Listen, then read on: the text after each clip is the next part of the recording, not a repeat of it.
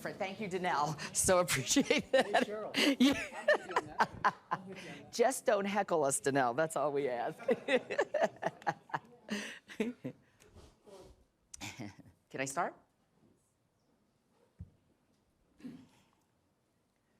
Oh, I can't see. Great.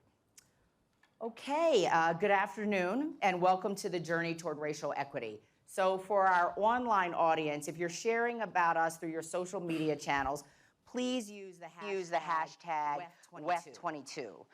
And please note that both the folks here and our online audiences can get involved in the session by submitting your questions to the panelists via the Slido app, and hopefully we'll have about 10 minutes for Q&A at the end of the session. Okay, onward. My name is Cheryl Dorsey. I'm president of Echoing Green, a global social innovation organization. I'm also a member of WEF's Global Alliance for Social Entrepreneurship and a number of WEF groups that are centering racial equity and equitable recovery efforts. So we all know that tomorrow marks the second anniversary of the murder of Mr. George Floyd by a Minneapolis police officer. Millions of people took to the streets around the world, including me, during a summer of uprisings, hopeful that this murder would finally stop the killings of black and brown bodies and force a true racial reckoning. So the question is, what good came from these protests? So in my country, the United States, some states and local municipalities indeed passed or instituted police reforms. Money poured into Black Lives Matter, as well as other racial justice organizations and black institutions. Space was created to examine the racial inequities exposed by the COVID pandemic, and also expanded to highlight the horrific rise and implications of anti-Asian attacks. When we look at the numbers, over 66% of S&P 500 companies issued public statements about their efforts to promote racial equity. The largest companies in the world pledged upwards of $67 billion towards racial equity. And many people began their own personal journeys to reach out across difference and become more actively anti-racist. There was increased understanding even about what racial equity is, right? It's a process of eliminating racial disparities and improving outcomes for everyone, and the underlying aspiration that when racial equity is finally achieved, race will no longer factor into or determine one's socioeconomic outcomes. But 2 years on, where we are today, from my perspective, the opportunity for true transformative change in my country and globally, I believe, has dissipated. Why do I say that? We're not only seeing a reversal in course on issues like police reform and the right to protest, but also there's a growing backlash against things like even a full and accurate teaching of racial history. There are multiple crises that have overtaken the headlines, that the war in Ukraine, inflation, and fears about a looming global recession. Companies represented here have shifted to managing the war for talent, the important return to work and remote first workplace conversations, and tackling global supply chain issues. And interestingly, as of January of this year, by some measures, only 1% of the $67 billion pledged toward racial equity by the largest companies in the world has been dispersed. Only 22 Fortune 500 companies fully cover race and ethnicity in their ESG reporting. And when you look across U.S. companies, there are more than 48,000 open jobs for directors and vice presidents of DEI. So we've got a stellar panel this afternoon to dig into these issues and discuss what progress businesses have made or not on these promises 2 years later, and what must be done to help businesses attain the goal of racial justice on the job in society. So I'm going to welcome quickly my panelists, and we're going to dig in. From my far end, welcome Pam Chan, who is the Global Head and Chief Investment Officer, Alternative Solutions Group of BlackRock. Next to her, we have Winnie Byanyima, the Undersecretary General of the United Nations and Executive Director of the Joint UN Program on HIV/AIDS, and a co-chair of the UN's new group, Senior Africans, tell me the name again. Senior Africans Group. And Madam Secretary is going to tell us more about that initiative when we get to her. And last but not least, we have Alex Liu, Managing Partner and Chairman of Kearney. So welcome you all. And before I jump in with questions, let me just say I do believe at the end of this session, this august group can help me push back against, as James Baldwin said, my wise desire not to be betrayed by too much hoping. So we've got a lot riding on you all to just help us feel better about the state of the world. Okay, so I'm going to actually start with an old-fashioned survey. Can you raise your hands, including our panelists, if you think corporate attention to racial justice issues is being sustained? Raise your hand if you believe that's the case. Yikes. Okay. Can you raise your hand if you think the attention to racial justice has dissipated? Okay, for those of you joining us online, the preponderance of hands that were raised thought that we are not paying enough attention to racial justice issues. So Pam, I'm going to start with you. Can you continue to set a baseline for us? What is BlackRock doing around DEI, and how do you see yourself as a change agent helping your company address these issues and drive progress? Wonderful. Thank you, Cheryl. So honored to be on this august panel. Truly unqualified to be beside all these panelists. So first I would say that we are very proud to be one of the founding members of the West Partnership for Racial Justice in Business, which I know Kearney is as well. And so hopefully more and more attention there. Baseline is actually the word I took out of your question, which is, what is our baseline? It's our purpose, right? And our purpose is to help more and more people achieve financial well-being. So I'm an investor. I'm the chief investment officer of our investment team. And so normally I focus on the financial well-being. What returns am I delivering for clients? But I think the more and more people, it's actually just as, if not more important than the latter part of our purpose. And so when I think about DEI within the four walls of BlackRock, we think about it on three levels. One, we think about talent and culture. That's both from a representation, career pathing, as well as how we create a culture of inclusion. And we did 1,000 inclusion dialogues that our Chief Diversity Officer, Michelle Gadsden-Williams, is an incredible force just for good. Two is in our role as a fiduciary and how we manage money. Some of you in the audience actually may know we have an Impact Opportunities Fund in the U.S. that seeks to accelerate positive economic outcomes for undercapitalized communities, Black, Latino, Native American, but do so in a way that's not just diverse-owned companies, but also the assets and enterprise that support those communities in a way that creates collective wealth for both our clients and those communities, which I think is super important as we think about the economic opportunity of really investing. And then lastly is really policy and social impact. So whether that is with our companies in which we're a shareholder on board diversity, or from a social impact perspective, I'm very proud to say that at least from the social impact grants that we committed to in 2020. As of today, we are over 60% deployed, and by the end of June, we will probably be at 90%. So we're almost done. Not done this first stage, right? Not done. So those are some of the elements that I would lead with from a baseline perspective. And then as change agent, Yes. I think it's a couple things. One is I'm very proud to be leading that Impact Opportunities Fund, first of all, which now we're getting to about $1 billion, just to give you all a sense of scale. And two, I think it's really just being a role model in the room. There are very few women of color who are CIOs of businesses that look like me in all respects, and also having a culture of inclusion, which I think just means acting that way yourself. So that's what I would say. And I so appreciate the specificity, Pam. That was terrific. Alex, I'm going to ask you the same question. Well, sure. Thanks. I think for myself and for the companies that I touch, the clients I serve, and the company I lead, I very much appreciate that perspective, which is you want to be effective, you want to be authentic, and you want to pick up the pace. I do believe in the role model example. I tell my own story. I share my belief system. I share that with other CEOs. I share that with the communities, the communications, et cetera. So I think it's very important.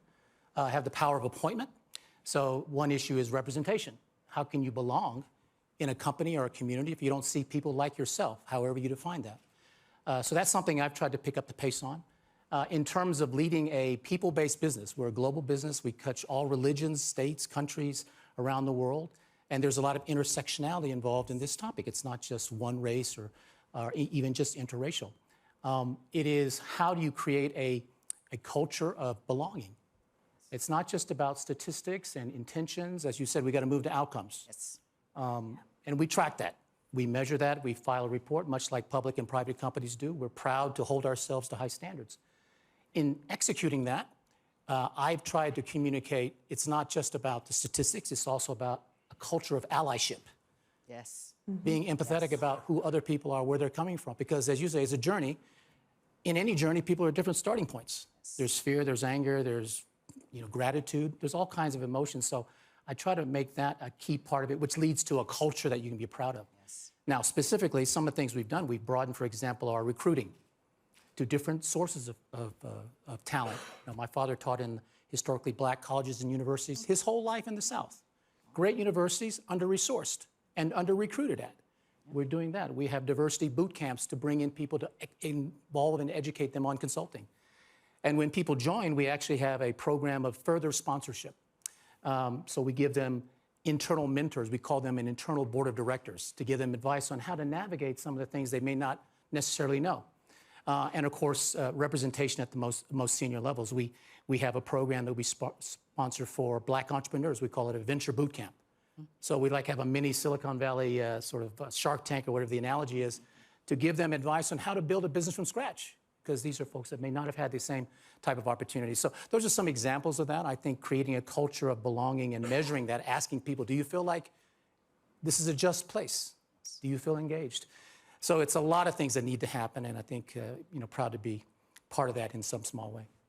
Well, again, I also appreciate the level of specificity, and also as the proud daughter of 2 HBCU grads, thank you for raising that as well with your dad. So, Madam Secretary, we're sort of civil society governmental representatives on this panel, and global audiences can be quick to write off racial equity as simply a U.S. issue, but we both know, and all of us know, that that isn't true, and we know it has global relevance in applying a racial equity lens outside of the U.S., and it just requires a different way of thinking about it. It's interesting, in some European countries, for example, it is actually illegal to collect data on the racial and ethnic identity of employees. Can you provide us with some perspective on the global nature of the racial equity conversation? Thank you. And good afternoon, colleagues. I really want to start by thanking Pam and Alex for your leadership in your organizations on this important issue. And to also start by saying, may George Floyd and the victims at Buffalo rest in peace. So, and it's good that we're having this conversation on the second anniversary of the killing of George Floyd. But I'm feeling that there's something wrong here. Look at our panel. Don't you think something is missing? I mean, we are black and brown people here. The people with the privilege who practice the racism are not here. Something is wrong. So, yes, in the global space, there is racism, and we must tackle it. It's been with us for 500 years. It was an idea, an ideology created to justify an economy of slavery, and it has stayed. Slavery ended, colonialism ended, but the idea, the ideology has remained, and we have to remove it, fight it, take it out of institutions, out of our minds. Now, you talk about the global space. Well, let me put it this way. Racism is not only when black people or brown people cannot breathe because of police violence, which we've talked about. Racism is when black people, brown people, people of color, take their last breath because of policy violence. Policy violence. When they are denied life-saving, pandemic-ending medicines because they live in majority black countries or brown countries, when they can't access care or education because debt is choking them, what would you call that? That's racism. I want to take one issue, a recent one. A year and a half since the first doses of COVID were delivered, 75% of the people in high-income countries which are predominantly white are fully vaccinated, but only 13% of people in lower income countries, mostly brown and black, are vaccinated. 75, 13. Wouldn't you call that racism? Well, you might not. You might say it's greed and profit, but let's examine it further. The companies that have this life-saving technology, health technology, have refused to share the rights and recipes with countries in the global south. Okay, you could say it's greed, but what about their governments who put hundreds of billions of dollars into the innovation, who are not leveraging that money and bringing that technology so that others can produce for themselves? Isn't that racism? South Africa, President Cyril Ramaphosa has called it vaccine apartheid. That's what he called it. The UN Committee on the Elimination of Racial Discrimination called it, I quote, a pattern that replicates slavery and colonial-era racial hierarchies. It's not me. The UN committee has called it that. President Ramaphosa has called it vaccine apartheid. So let's name it. Some global policies, some global rules embed racism in them and have outcomes that are racist. Africans were told by the pharmaceutical companies who refused to share their technology that the vaccine was too complicated for Africans to make, that's why they were not sharing it. Is that not racism? Yeah. When antiretroviral treatment was discovered in America, this treatment was available for people in the North, in Europe and America. People living with HIV could go on this treatment and live long and happy lives. People in the South continued to die, particularly in Africa. 12 million people died unnecessarily for 10 years as people demanded and demanded for this treatment, the price to come down, to be made cheaply in countries like India and Brazil. 10 years later, it became available, but 12 million had died. Was that not racism? And this is embedded in the trade rules that allow a company to hike a price, create an artificial demand, and people die. So we are seeing racism embedded in global policies.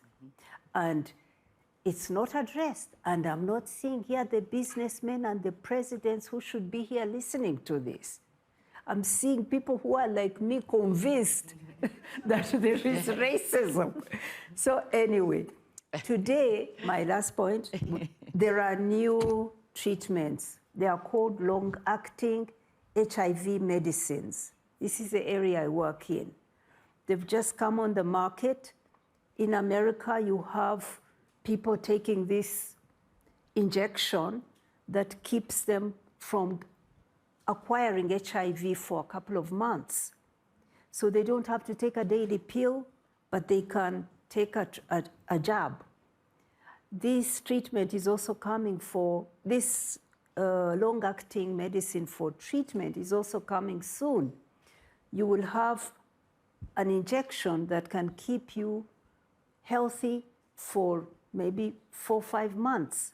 You don't need to take tablets every day. But these are not going to be available for people in Africa, where the majority of HIV people living with HIV live, for girls and young women who have no access, fear actually the society condemning them, so they fear stigma. They would need this jab to stay alive. Gay men who are criminalized in many countries in the South would need this injection, because then they don't have to be seen taking tablets or appearing at clinics often. But it won't be there, because it will be priced by this company and there's no government telling them that we need this for other people. So I just want to say that there's much to do at the global level, in the global rules, to remove the racism that's embedded there. And that I applaud what companies are doing at the company level, but they should also join us to call for global policies that don't allow companies to hoard something that's life-saving. Thank you. Well, Madam Secretary, that was brilliant. I was closing my eyes and I could sort of hear the words and the writings of Ibram Kendi stamped from the beginning, the idea of racism and where it comes from. And your mantra, was that not racism? It just brilliant and beautiful and heart-wrenching. But the power of the Secretary's words, that's a form of accountability. Right? That is the velvet hammer that we need more of. And so I am certainly grateful to you. And now let's turn to accountability and transparency and what it means for business leaders like Alex and Pam. So we've seen a lot about racial equity audits and how they're gaining tractions in companies, right? You've got self-assessment tools like WEF's Partnering for Racial Justice in Business initiative, or there was a recent report by Laura Murphy, who led audits at companies like Airbnb and Facebook, sort of summarizing the rationale and codifying the 10 principles for doing them well, or I think in many ways the gold standard Policy Links CEO blueprint for racial equity, which a lot of B Corps are using. Airbnb, Starbucks, Facebook, State Street, Uber, to name a few, committed to proper racial equity audits. But during the last two proxy seasons, many others were pressured to do them and avoided it. So for example, Citibank, which made $1 billion commitment to racial equity, when asked to do a racial equity audit of the whole company, they refused. So Pam, coming back to you, BlackRock did commit to a proper racial equity audit. Can you talk about the company's rationale for this and the importance of transparency and accountability and its impacts on business structure and culture? Yeah, I want to come back to one of the points that Alex said, that we're on a journey. So I think while we're proud of the progress that we've made to date, we acknowledge that there's so much more work to be done. And the reason why we signed up for the third-party racial equity audit, which is actually ongoing as we speak, is so that we can identify the places where we can be better, and so that we can build on what we've already set out. So I think it's really being honest and understanding that we're on this journey and how we can ultimately improve. And it's not until you actually, and as Madam Secretary, as you described, right, it's only when you actually look at the stuff that's kind of ugly, right, that you can actually fix it. And so that's really been the rationale for why we signed up for that. I would also say making DEI and creating inclusive culture part of our performance reviews and compensation processes. And that is with all credit to the leadership of the firm, really standing behind it and saying that this has teeth. This is not something soft that is a optional ancillary activity. This is key to how we run our business, how we build our people, and how we deliver for our clients. Thank you for that. And Alex, as a follow-up, you know, you've written and spoken quite a bit about how we engage business leaders to set new global standards for racial equity. Can you please share more with all of us? Well, I mean, I think to Madam Secretary's point, I think it's important to have Winnie. Winnie, please. Okay, fine. The courageous conversations, because these are tough conversations. Yeah. And I think the people that are underrepresented here, they're overrepresented in other ways. And I think the important thing to me is not the minimum needed, which is the accountability, the communications, the role modeling, the telling the story, why I believe. A lot of fellow CEOs do that. Yeah. It is translating that power into the middle of the organizations, at least in the private sector context, because that's where the power is. Yeah. This is about power. Yes. Who holds it? Absolutely. Who's in the room? Absolutely. Who's deciding on election decisions, promotion decisions? Who's funding it? Yes. Who's paying for it? And I think what I would like to see happen is aspirationally, the leaders of companies like myself and others, clients alike, is to have that reality. It's not about them and their intentions and commitments and pledges, which you mentioned quite well, you know, they're under-delivered on. Why is that? And also not the next generation of folks, many represented here, who think that what we're doing is not bold enough or fast enough. I agree with that. But the problem is in the middle of the company. That's where power is. And I think breaking through that barrier. Now, Who do you promote to be in the middle of the power? How are you resourcing them? Are you actually role modeling, et cetera? The final thing that I would say, and maybe this is more of an aspirational point, to me, the minimum standard is, here's our numbers. Yeah. Right? And they should get better. And it's not a straight line, it's a journey. But I look at it not DEI, but ABC. Allyship, Yes. belonging, and culture. Allyship, we have a digital program where we have people go through it to be certified. Am I a good ally? Do I know what it means to be on the other side of anything? And we measure belonging every quarter, every few months, et cetera. Do you feel engaged? Do you feel this is a just place? Do you feel that you can be yourself? Because being yourself should be good enough in my company and other companies. And then it leads to culture that is just culture, that is equal, global, that respects history and doesn't shy away from it, but also wants to take action and make it a better place. The theme of this place here, too. It's well said. ABC, allyship, belonging, culture. Sort of listening to each of you talk, and was sort of listening to this idea of, as Winnie said, who is not in the room and why it matters for these kinds of conversations, and then sort of measurement conversations that business leaders like Pam and Alex go through to hold us all accountable.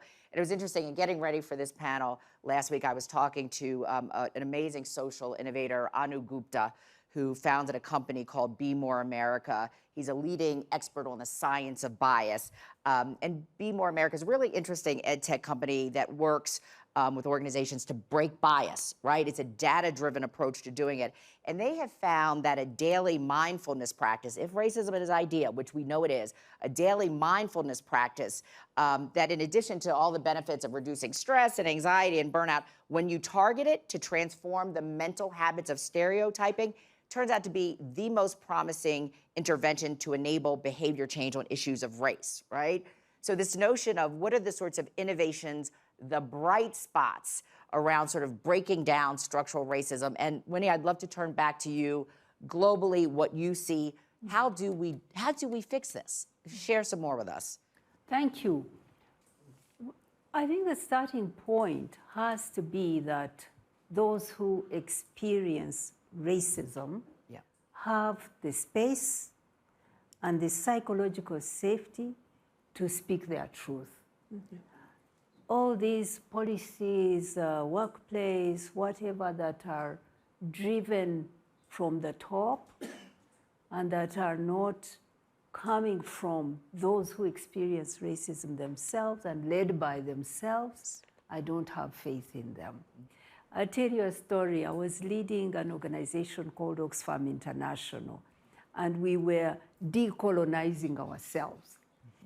And we had a meeting of our country directors, more than 90 of them in India. And I thought I had a good idea, and I said, we're talking about increasing the number of country directors who are black and brown. We're talking about decolonizing. Why don't we have a working group? We're going to have 4 or 5 working groups. Let's have one of just people from the South, country directors from the South, from Africa, from Asia. Let them give us their views. And then there was panic. They said, but you are dividing us. I said, no, I'm not dividing us. So we have 5 working groups. Let's have one which is purely people from the South. Let's hear what they have to say about Southernizing and decolonizing. So they agreed. When the time came, me and an Indian woman, we sat and waited for the Southerners to come. Came one man who was from Eastern Europe. And we said, this is the Southern group. And he said, yes, but I'm Southern too. We said, no, you're not. You're from Eastern Europe. And he said, but I feel Southern. It's not how you feel. So he had to go. Then came another woman. This woman was British. And she came and she sat with us. And we said, this is the Southern group. And she said, I am Southern. I said, why? I said, I've worked all my life in the South. How can you exclude me? I said, we're not excluding you. Go join group 1, 2, 3, 4. This is for people from the South. But the Southerners went to group 1, 2, 3. They didn't come. They didn't feel the psychological safety to identify and to speak their truth. We had to go and pull them from there and say, it's okay, come and talk with us. And when we presented our reports, it was interesting that all the groups said the same things, the same aspirations of this global organization that must be equal, that must have no racism. But when it came to practical suggestions of what to do to achieve it, it was only our group that said, we want quotas. We want to set a quota and say that by this year we will have 1/3 of our country directors all from the South. That time we had only like 20%. You know, we set concrete targets. The other groups also talked about the same things, didn't set targets. So my point is that when policies to root out racism are led by the people themselves who feel it, then it happens. When it is driven by others who feel for you, they may feel for you, but they will not feel and drive with the same passion and commitment as yourself. So that's my point. Well, preach, Madam Secretary. That's all I have to say. Yes, I would give you a mic to drop if I had one. So it's just all good. This panel is spectacular, and I was going to go to a third section, but I want to open it up to questions because you've got a really incredible group representing some really important perspectives with deep knowledge and credibility on these issues. So raise your hand. I'll call on you, and then please ask your question. Yes. Yes. Thank you. Thank you to the four of you. You're incredible. I'm actually, I'm Arab American and specifically Palestinian American. And if you are American, you know we have a census. And the census actually doesn't have a box for us. Yeah. So it comes down to also policymakers, right? And exactly what you're speaking to is in the private sector, of course, but the policymakers in our government, they're making decisions for, you know, the underrepresented minorities, to your point. There is no speaking our truth, right? You know, bottoms up or tops down when you don't see your representation or when you don't have a voice within that space. So that happens, I'm sure, everywhere, but that's kind of the comment I wanted to leave, and if you had any thoughts on that as well. Please, anyone like to jump in? I agree with you. Yeah? Completely. Okay. Totally. Yes. Ndidi, I see your hand up over there. Yeah. Thank you so much. My name is Ndidi Muneli. I'm a social entrepreneur from Nigeria. This has been an excellent panel. 2 questions. One to Madam Secretary. One of my biggest frustrations, and I'm sure you share it, is the lack of diversity at the top, especially in development organizations such as the one you lead. What are some concrete steps that we who are not in those roles can take to support this equity and inclusion? Because, as you've said, representation matters, but they're just too few, and we can count them really on one hand. And that's the first question. The second one is an issue that's near and dear to Cheryl and my heart, is funding flows. And Bridgespan has this great report on funding in Africa. Of the $9 billion that was supposed to be allocated to Africa, only 6% went to local organizations. We also see of the 10 startups that got funding in Kenya in 2020, only 2 were Kenyan. So we're even facing bias in our continent, where funders and others are prioritizing foreign, white founders to Black founders. What can we do, and maybe we can hear from Chan, to shift funding flows to ensure equity and to drive the economic transformation required? Thanks. Great questions. Do you want to start with your first question? Winnie, you want to start, and then we'll go to Pam? Okay, you raise an important point that within our global institutions, intergovernmental, like that at the top, is still predominantly white, and that even though many people are coming in who are black and brown, they are still in the lower levels. That's a fact.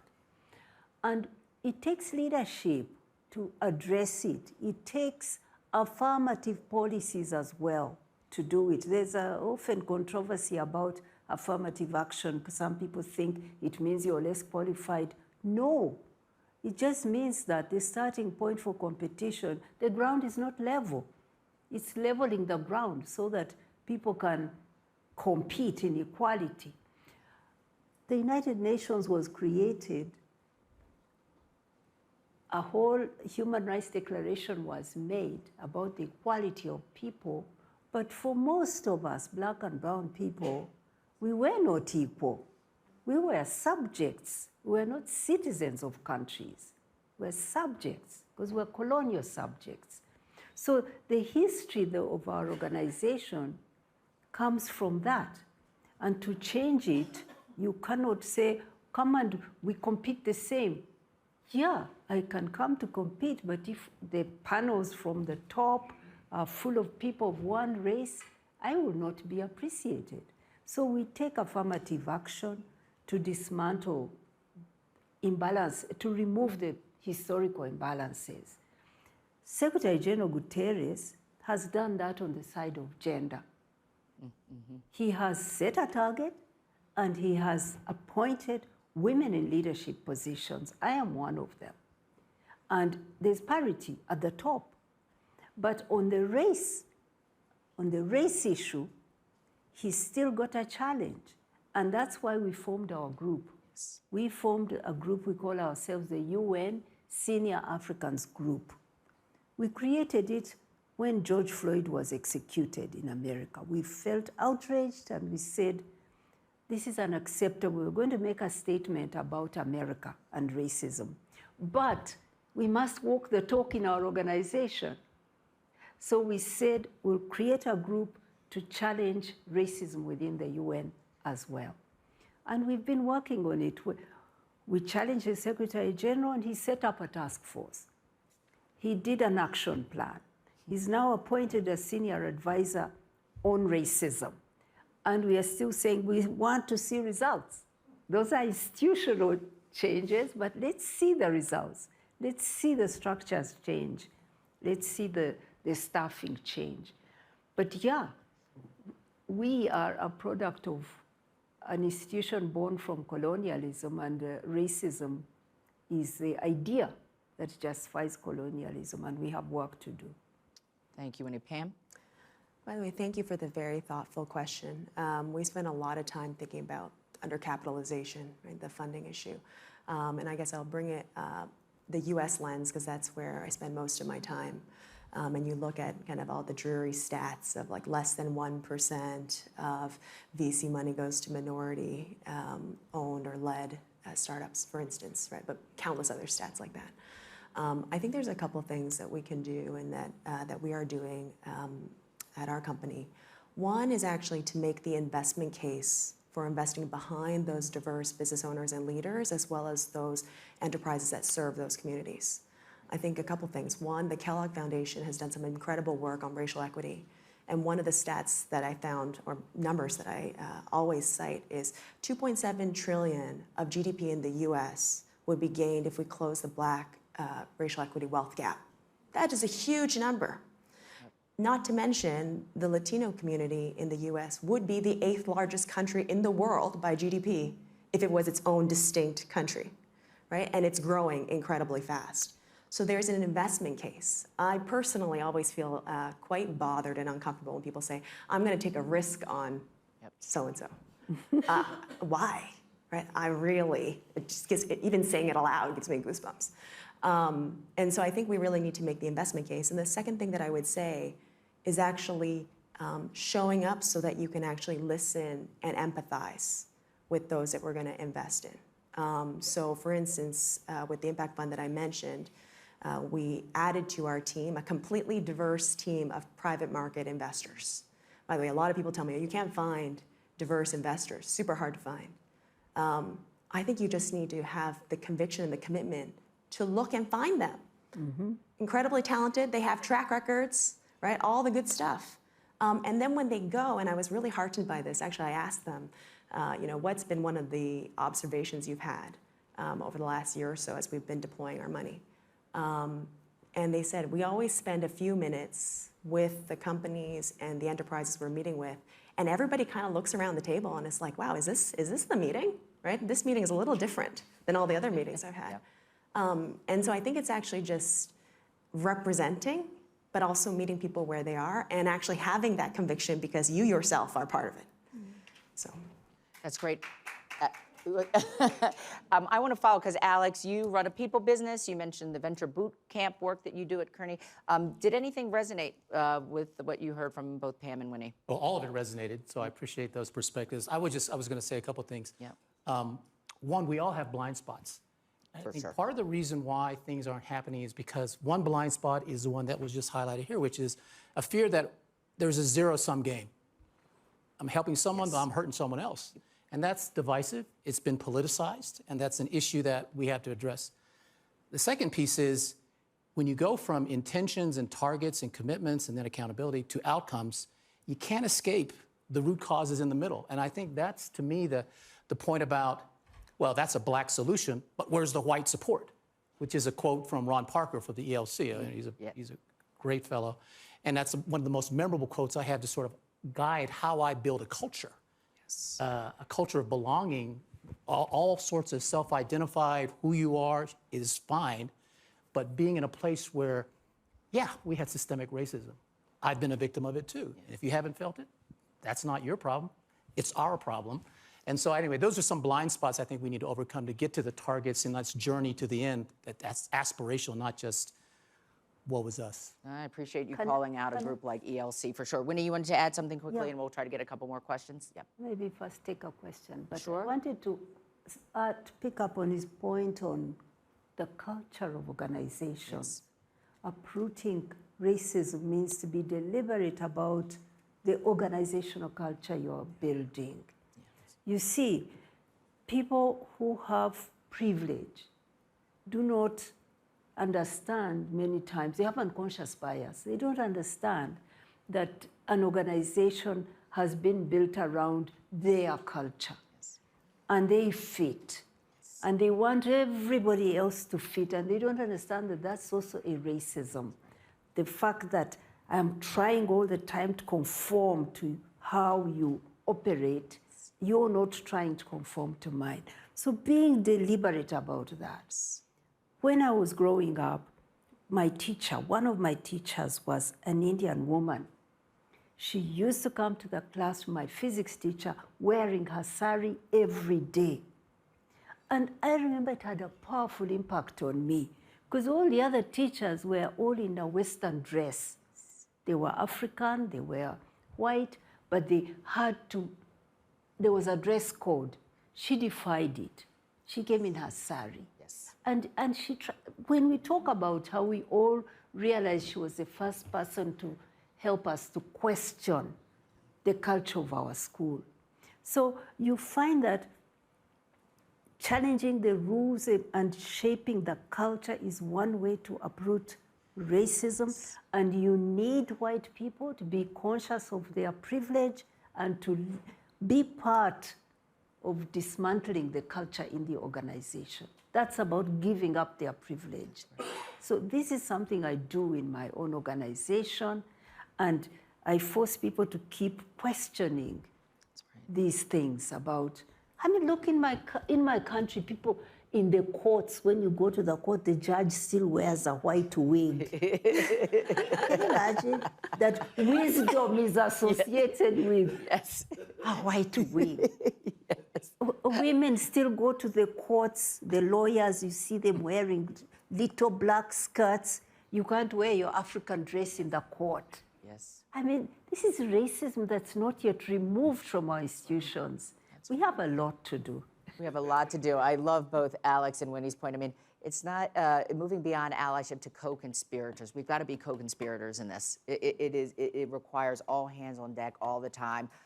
Just brilliant. I subconsciously must have left my phone in the green room because I want to talk to you all day. I have no idea how much more time we have. I'm going to stay here all day with you all if we're allowed to, but, oh, I just got this. Okay, so, so may I make a suggestion? We need a full day on this with leaders like Alex and Winnie and Pam.